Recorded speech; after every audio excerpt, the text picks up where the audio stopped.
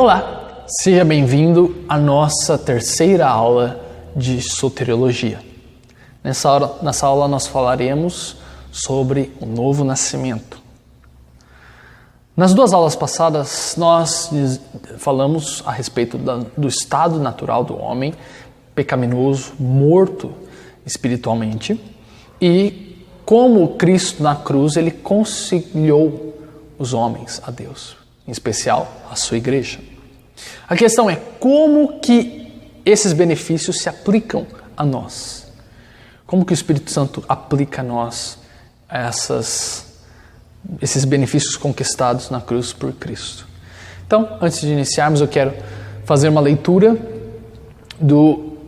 da passagem do Evangelho de João, capítulo 3, dos versos 1 a 7, os quais será a base para essa aula que nós falaremos sobre o novo nascimento.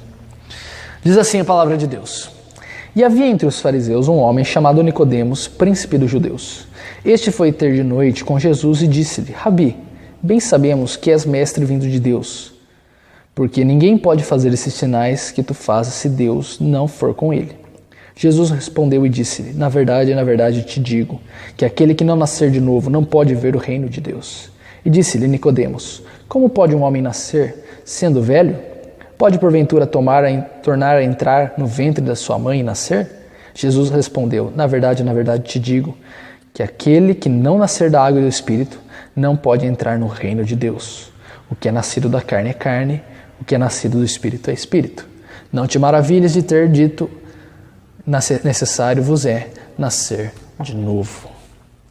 Então, nessa passagem, Jesus é uma passagem muito conhecida por nós, cristãos, que mostra um episódio em que um dos chefes do Sinédrio, dos fariseus, chamado Nicodemos, ele vai de noite conversar sobre Jesus, porque ele se sente intrigado, instigado.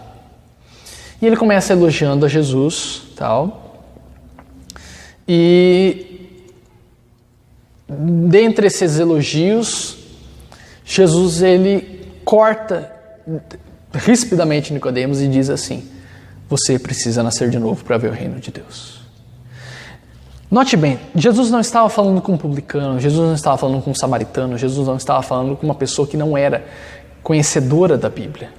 Jesus estava falando para um fariseu que Nicodemos fazia parte dos fariseus, era um cara muito estudado. Ele conhecia muito a Bíblia, muito mesmo.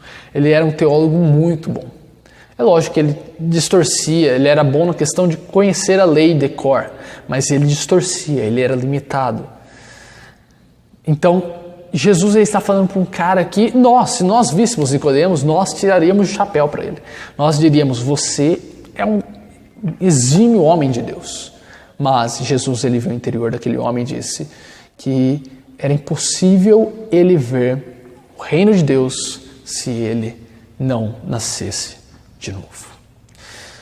Se Nicodemos, que era um exímio conhecedor das Sagradas Escrituras, precisava nascer de novo, quanto mais nós, meros pecadores, que muitas vezes não temos tanto conhecimento assim das Escrituras. Então, para nascer, primeiramente, se nós precisamos nascer de novo, é porque a partir do momento que nós nascemos mortos em pecados. As Escrituras pintam um quadro da seguinte forma: que através da desobediência dos nossos primeiros pais, Adão e Eva, eles, seduzidos por Satanás, o pecado entrou no mundo rompendo a comunhão dos homens com Deus e corrompendo completamente todas as virtudes do corpo e da alma, inclinando o coração humano a toda sorte de males, tornando-os mortos em seus pecados. Com a queda, toda a humanidade estava sendo representada por Adão e com ele caiu.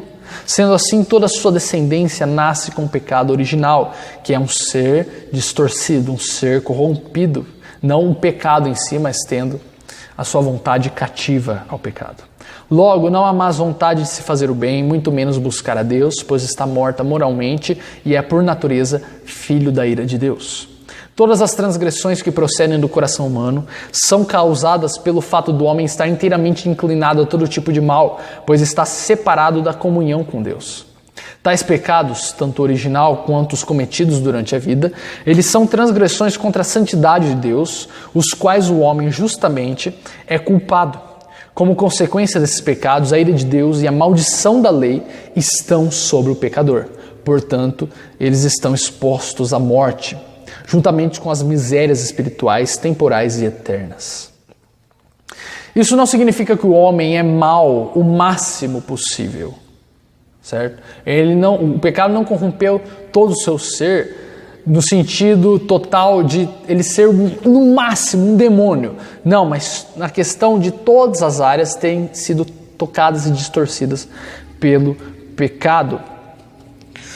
Porém, Deus ele tem a sua graça comum, a qual ele limita essa maldade inata ao homem para que seja possível coexistirmos em sociedade.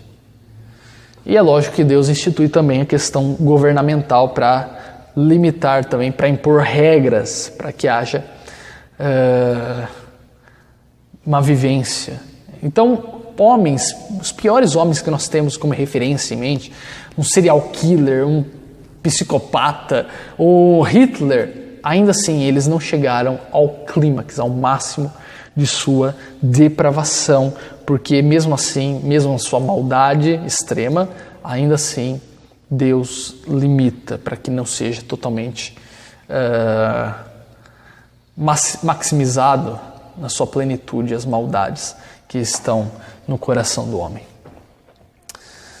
Além dessa, entrando já nessa questão de graça comum, nós temos dois tipos de chamados que Deus faz para transformar, para converter o homem dos seus maus caminhos. A Bíblia, como eu disse, ela não diz que o homem ele está doente espiritualmente. Ele está moribundo, ele está aleijado. A Bíblia fala que o homem, é como se o homem tivesse caído de 4.000 metros de altura sem paraquedas.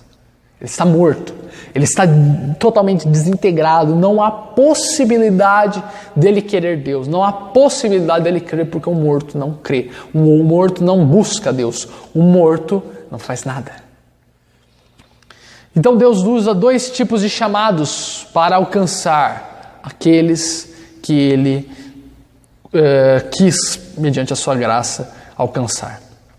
Primeiro, o chamado externo, que consiste no nosso evangelismo, o nosso cumprir o ID. A partir do momento em que nós pregamos, esse é o nosso papel, pregarmos o evangelho, nós convidamos os pecadores a se arrependerem e a crerem em Cristo, a depositarem sua fé em Cristo Jesus. Porém, o Espírito Santo, ele usa esse chamado externo e torna em algumas pessoas eficaz. Através da pregação do Evangelho, o Espírito Santo trabalha nos corações, tirando o coração de pedra, colocando o coração de carne, restituindo, regenerando é a mesma coisa de gerar novamente. Ele gera um novo ser na pessoa para que essa pessoa seja apta a responder a mensagem do Evangelho. Mas não são todos que ouvem. Por isso que Jesus diz que muitos são chamados e poucos escolhidos, porque muitos ouvem a pregação do Evangelho, mas poucos são regenerados, são nascidos de novo para poderem crer. Então entenda bem, a regeneração ela vem antes da fé, porque sem regeneração nós não podemos crer, porque estamos caídos, estamos debaixo da maldição da lei e da maldição do pecado. Por isso é necessário o Espírito Santo vir, regenerar, chamar eficazmente, vencer a nossa surdez, a nossa cegueira, para que então nós possamos responder em fé e arrependimento, vendo a nossa natureza, nosso estado deplorável, para que possamos crer em Cristo e nos apropriarmos da mensagem do Evangelho. Assim, essa é a única forma que o pecador pode responder ao chamado do Evangelho.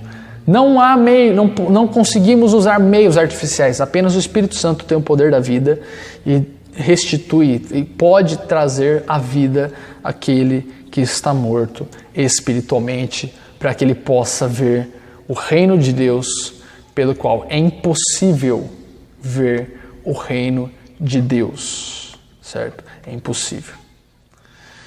A graça de Deus, fique bem claro, mas essa graça de Deus chamada eficaz, ele não viola a vontade humana.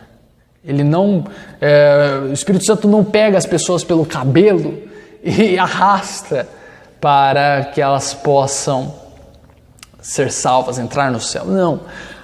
O Espírito Santo triunfa docemente sobre a vontade do homem, capacitando o homem a ver a glória de Deus.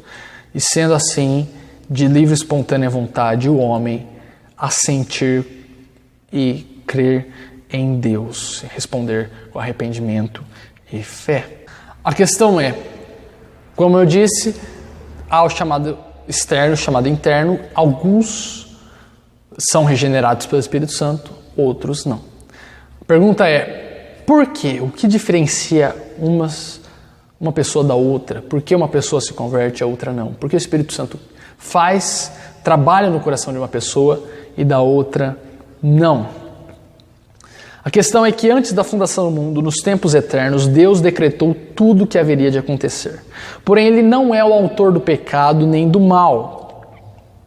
Embora Ele os permitiu, segundo o beneplácito da sua vontade, para a sua própria glória.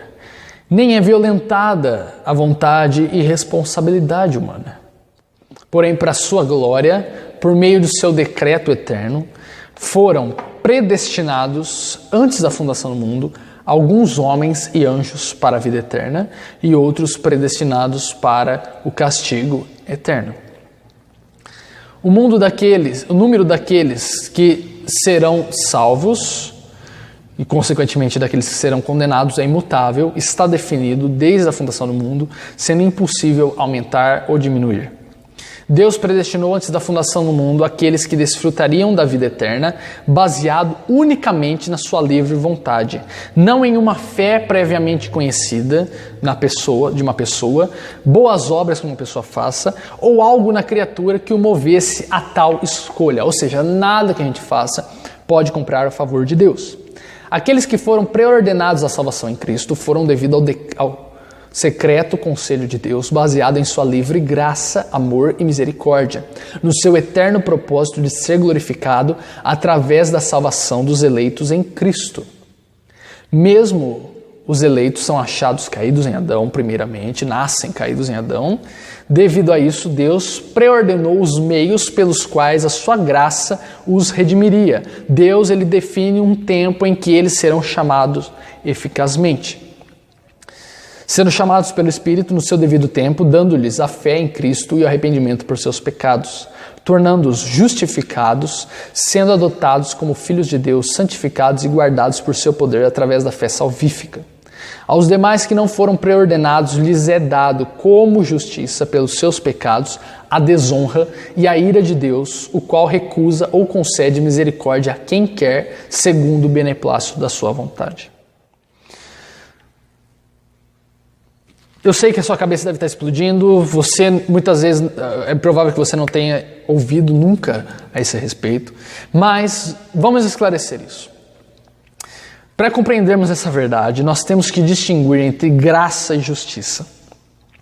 Justiça é algo que nós merecemos. O que nós merecemos? A ira de Deus ou o inferno. Graça é o contrário.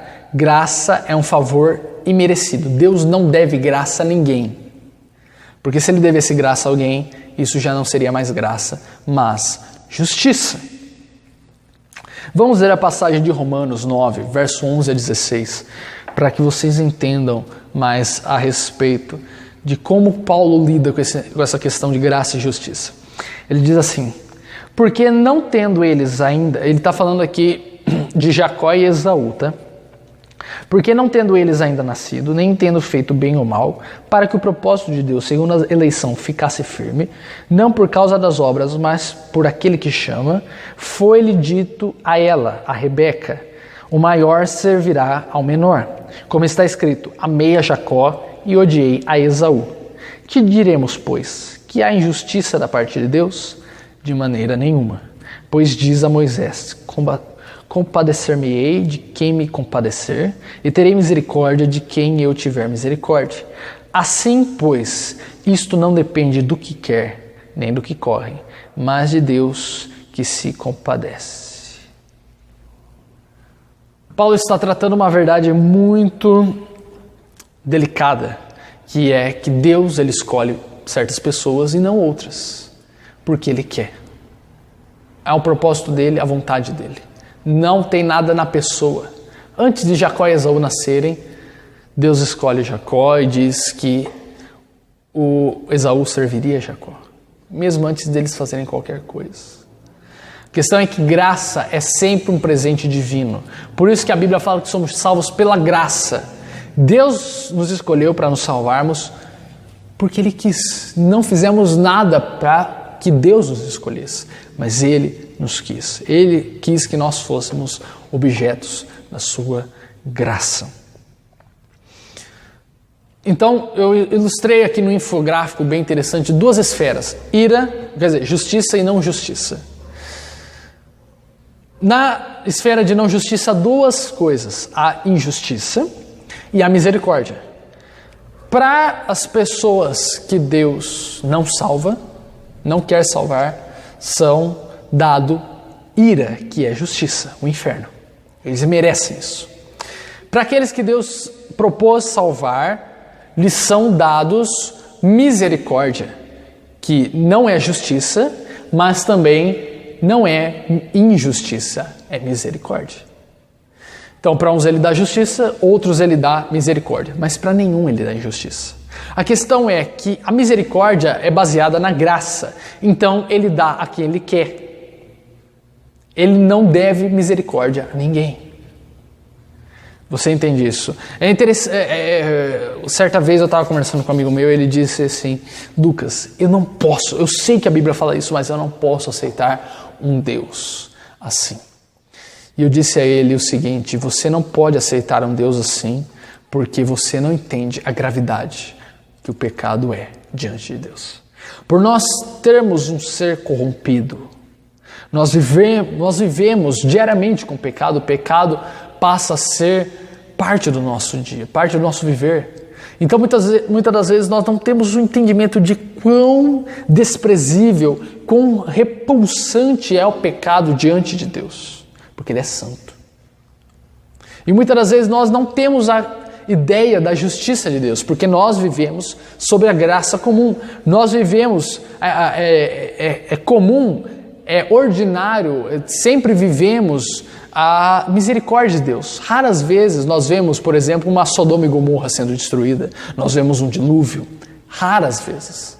Por isso nós não estamos acostumados, muitas das vezes, à justiça de Deus. Mas pense, por exemplo, no dilúvio. Deus ele exterminou a raça inteira. Ele salvou apenas 8. Pense em Sodoma e Gomorra. Ele destruiu a cidade inteira. É justiça de Deus. Esse é um Deus justo. E se você não está acostumado com esse Deus, eu peço que você leia as Escrituras, porque as Escrituras mostram esse Deus, um Deus santo, um Deus justo, um Deus que é misericordioso e amoroso, mas que não pode contemplar o mal, porque é justo. Nisso, o cristianismo ele se distingue de todas as demais religiões, porque todas elas colocam as obras como um meio para se alcançar o favor de Deus ou se alcançar a salvação.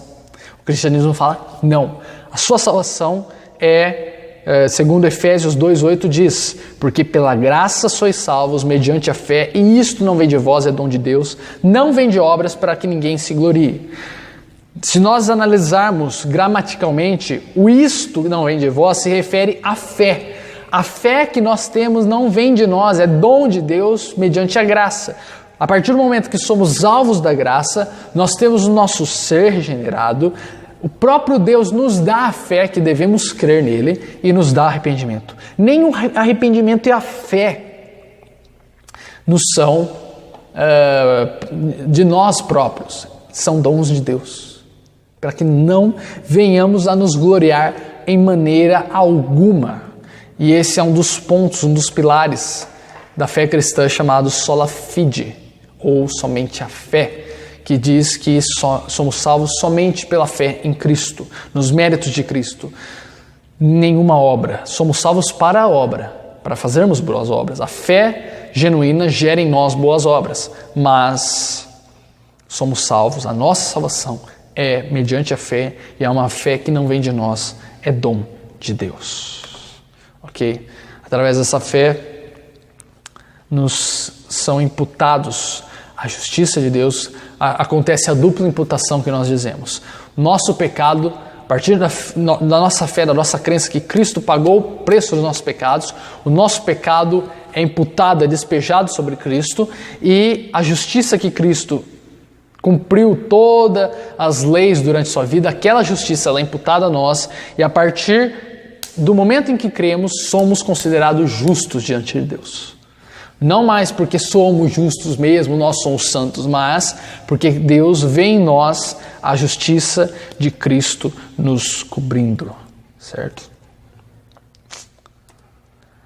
Prosseguindo, é interessante que a fé que a Bíblia exige de nós não é uma fé que tem sido popularizada nos meios da internet, da mídia.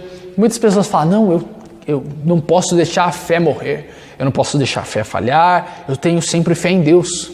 Mas as pessoas não vivem segundo a sua fé, ou não vivem segundo as leis de Deus.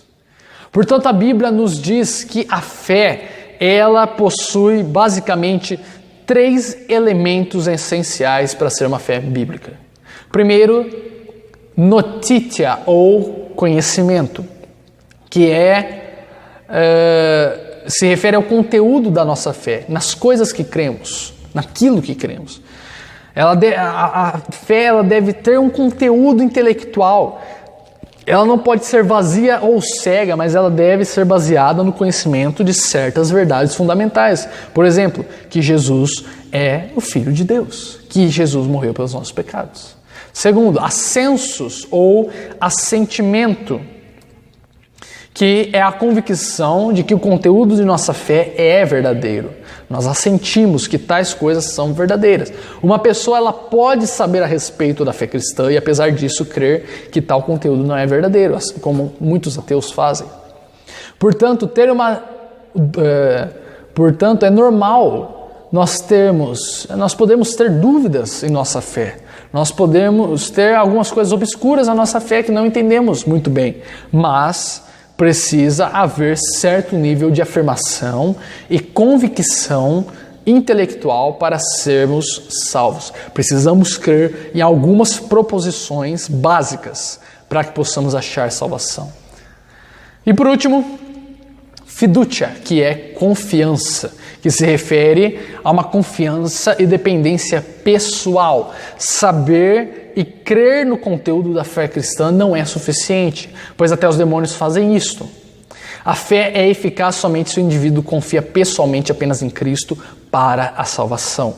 Uma coisa é alguém dar assentimento intelectual em alguma proposição, mas outra coisa é bem diferente colocar a sua confiança pessoal em tal proposição.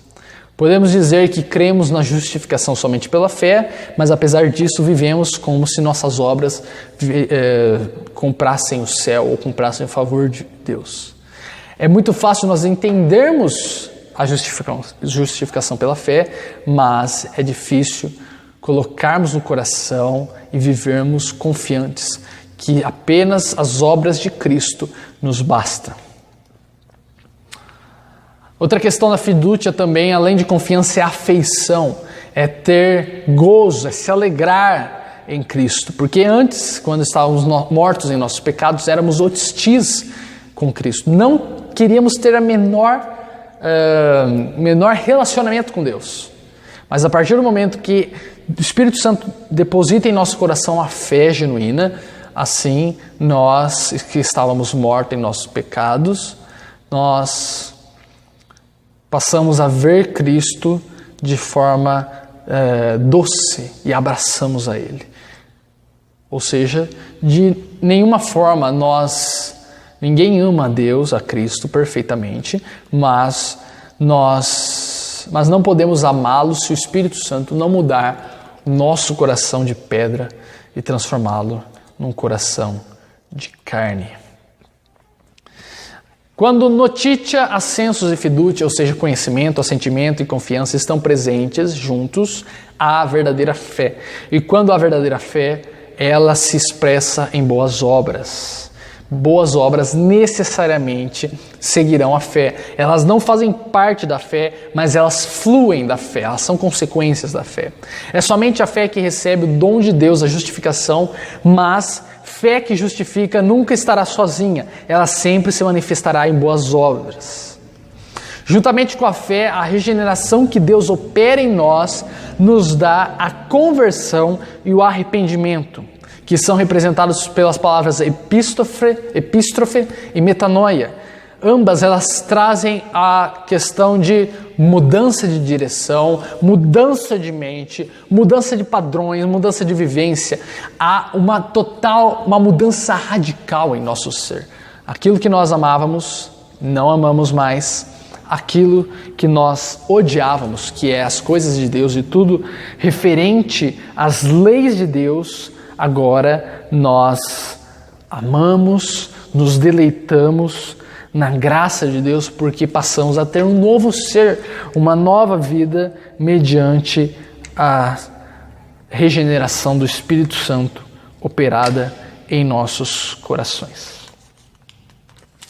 Vamos ler os Salmos, o Salmo 51, para encerrarmos essa aula e vermos aplicado as formas que o Espírito Santo trabalha verdadeiramente em nosso coração para termos o verdadeiro arrependimento. Diz assim, aqui é um salmo que Davi escreve logo após ser repreendido pelo profeta Natã por ele ter adulterado com Batseba e ter participado da morte, ter matado Urias, o antigo marido de Batseba.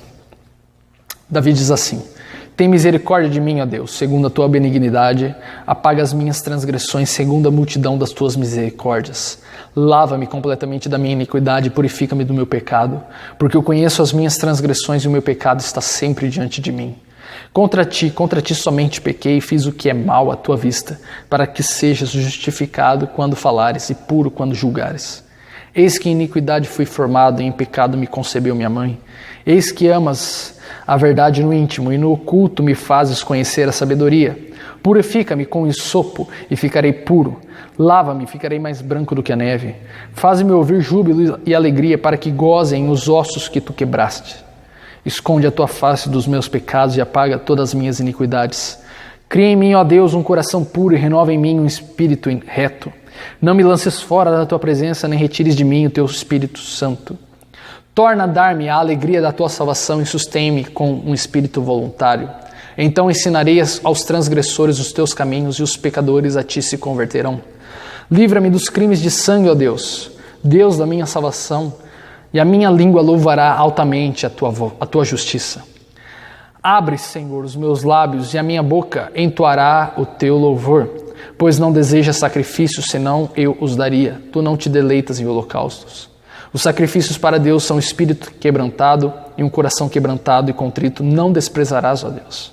Faze o bem a Sião, segundo a tua boa vontade, edifica os muros de Jerusalém, então te agradarás do sacrifício de justiça, dos holocaustos e das ofertas queimadas, então se oferecerão novilhos sobre o teu altar. Nós podemos ver nesse salmo 4 formas como o Espírito trabalha o verdadeiro arrependimento. Em primeiro lugar, ele abre os nossos olhos para a necessidade de lamentarmos o nosso pecado. A lamentação bíblica começa com um novo senso de pecaminosidade do pecado. Nós temos um novo senso, nós passamos a ver quão grave é o pecado. Nós passamos a ver como Deus vê o pecado. Nós vemos isso no verso 1 e 2. Davi usa 3 termos diferentes para falar do seu pecado. Ele fala de transgressões, que é a rebelião contra a autoridade suprema de Deus. Ele fala de iniquidade, que é a impiedade interior que perverte a nossa alma.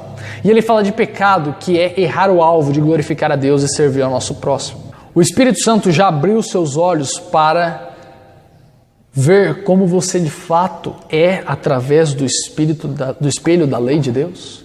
Davi viu. Segundo, o Espírito Santo move os nossos corações para confessar os nossos pecados específicos. Crimes de sangue significavam pecados de sangue que mereciam a pena de morte, que incluía o pecado de adultério e assassinato, ambos cometidos por Davi. Davi confessa especificamente seus pecados e confessou toda a culpa de seus pecados. E ele não colocou a culpa nos outros ou nas circunstâncias. O verdadeiro arrependimento, ele não esconde nada de Deus e entrega tudo à sua justiça. Em terceiro, o Espírito Santo redireciona nossos pés para abandonarmos o pecado. O arrependimento contém emoções, mas se não passar das emoções, não é verdadeiro arrependimento. Muitas pessoas podem lamentar as consequências do pecado, mas não estar verdadeiramente arrependido. Davi ora para que Deus o lave completamente do seu pecado. Não só uma lavagem exterior.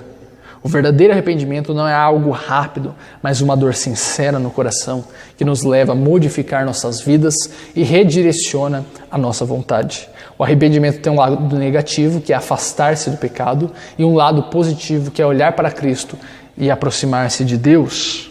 E por último, o Espírito Santo libera nossas línguas para clamarmos por misericórdia. A fé sempre está junta com o arrependimento verdadeiro e ela leva a pessoa arrependida a olhar para Cristo, a fim de que não caia em desespero. O verdadeiro arrependimento não é como o de Esaú, que buscou com lágrimas, mas não confiou em Deus. O arrependimento nunca se esconde de Deus, mas como Davi confia na graça de Deus. Como ele diz no verso 17, um coração quebrantado e contrito não desprezarás, ó Deus.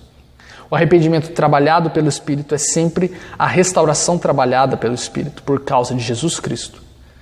Então, para encerrarmos, eu fecho com a frase do Robert Murray McCheyne, que diz assim: somente um coração quebrantado pode receber um Cristo crucificado. Apenas se passarmos pelo verdadeiro e genuíno arrependimento produzido pelo Espírito Santo é que podemos abraçarmos e confiarmos no Cristo crucificado. Fiquem todos com Deus e até a próxima aula. Tchau.